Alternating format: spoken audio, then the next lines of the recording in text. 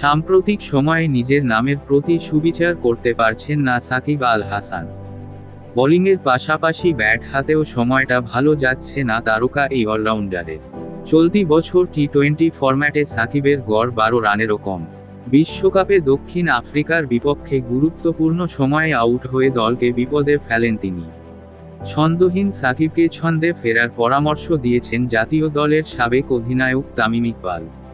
তামিম মনে করেন, ব্যর্থতার বৃত্ত থেকে বের হতে সাকিবকে শর্ট বল নিয়ে আরও কাজ করতে হবে। প্রোটিয়াদের বিপক্ষে শর্ট লেংথের বলেই আউট হন সাকিব।